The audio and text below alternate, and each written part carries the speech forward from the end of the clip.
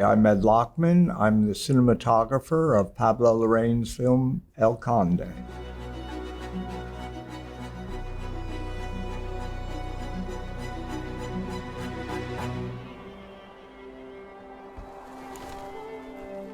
The original conversations I had with Pablo was that he had gotten approval from Netflix, South America, to shoot the film in actual black and white.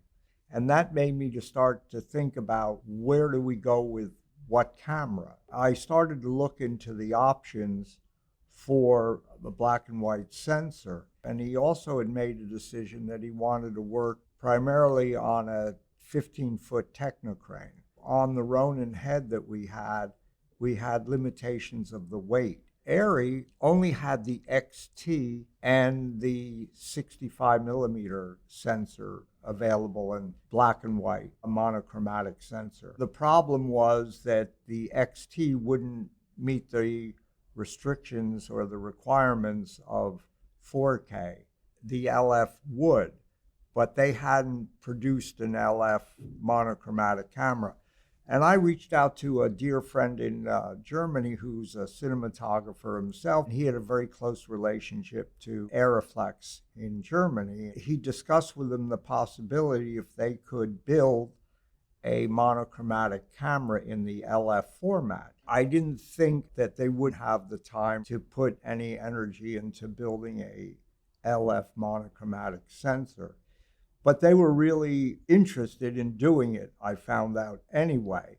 And I guess I was the impetus for them to do it. I had also been working on rehousing Baltar lenses. The actual glass that was made for, they were called rack-over cameras. They were non-reflex cameras in the silent days. And I think the first Baltar lenses were made in 1938, and they were primarily lenses used in Magnificent Ambers. Some of the lenses were used in Touch of Evil. Even one of the lenses was used in Citizen Kane. I then reached out to Alex Nelson, who runs Zero Optics in LA, and he put together glass with the Baltar glass that matched. And so I created a set of lenses called the Ultra Baltars. I now had a monochromatic sensor. I had lenses that were used in black and white days. I could now use my black and white filters, Harrison and Tiffin filters that I'd used years ago in black and white. And that changes the contrast level and it changes the density in certain areas of color that you're playing with, yellows, reds, oranges against blue in the sky. I could then control the look of the film, which you see in the exterior shots with black and white filters. The most important factor for me was I had created something for the last 10 years called the EL zone system, and it's the exposure latitude system. If you put a light meter and it reads at 4, I'd go to the DIT and say, it's 4, what exposure should I put out? And he would go 5, 6, or 6.3. I go, what? Why is there a discrepancy between what my analog meter reads and what the digital world's interpretation of exposure? If you could figure out what 18% gray was in a sensor, be it Sony, be it Arri, be it Red, then you could track exposure the way we do in the photochemical world. Then I came up with a version of false color, but it's not false color, where 18% gray is 18% gray, not green, like some manufacturers have done. That was a godsend. I felt like I was Ansel Adams in cinema. I could always hold detail in the highlights and detail in the shadow. And by doing that, I created an extended mid-range. And when people talk to me about the photographic quality of this film, that's what people, I think, respond to, is that the mid-range of the film has this extended range that you see the information.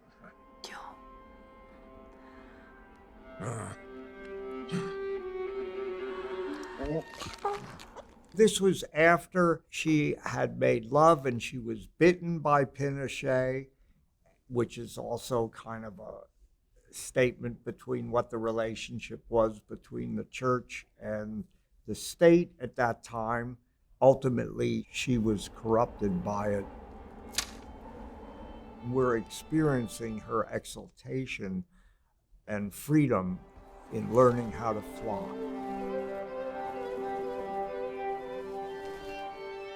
Pablo Larraín had seen a group out of Colombia. They were aerial and circus performers, and they had done some commercials on wire. His idea was if we could actually do it on location where we were in Patagonia with wire. It was primarily with a wider focal length of 24 or 28, even a 21, because we wanted the spatial relationship of where she was. She's not just against the sky. Let's show where the ranch is so you believe you're seeing something for real and not manufactured in a post situation.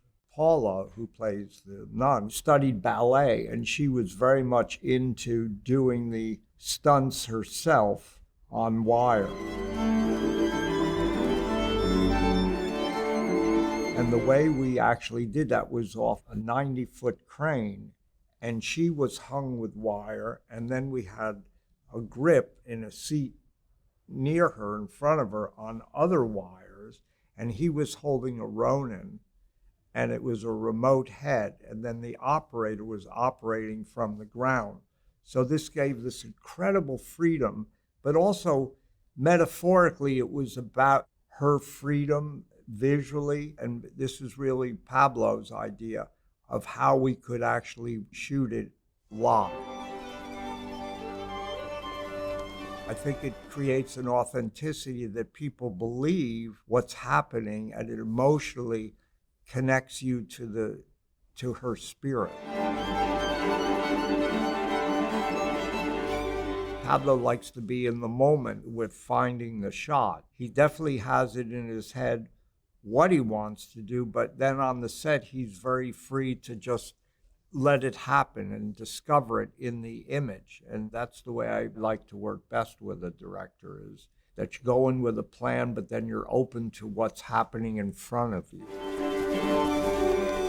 All the exteriors in the ranch were with natural light. The interiors were shot 2 months before we actually were on location in Patagonia to shoot the exteriors. I was very concerned because I've seen it numbers of times that the exterior light doesn't match the interior light. And all that everybody could tell me is the light could change in 10 minutes, from clouds to sunlight. I made a decision primarily out of necessity that they didn't give me enough room to place lights out the windows where you paper the window and then you hit the window with the light and you have this soft light. But I didn't want to make it totally soft light. I didn't want it to end up looking like a commercial. So what I realized and never thought of doing is I would tear holes in the paper. It was 1008 tracing paper I still like. And I would change that from day to day. And then obviously overhead I had a muslin and lit the muslin from up above with whatever lights I could find there. So there was an ambient level to just raise the exposure level in the room.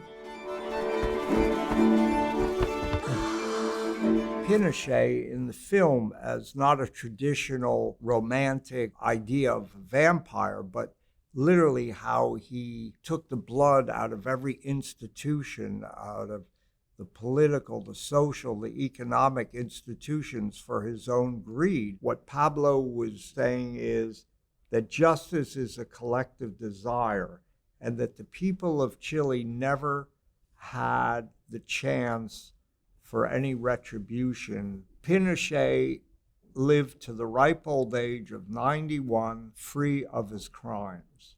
And so in a way, he lives on in the memory of Chileans as a vampire, because it's forever. Their pain and suffering is forever.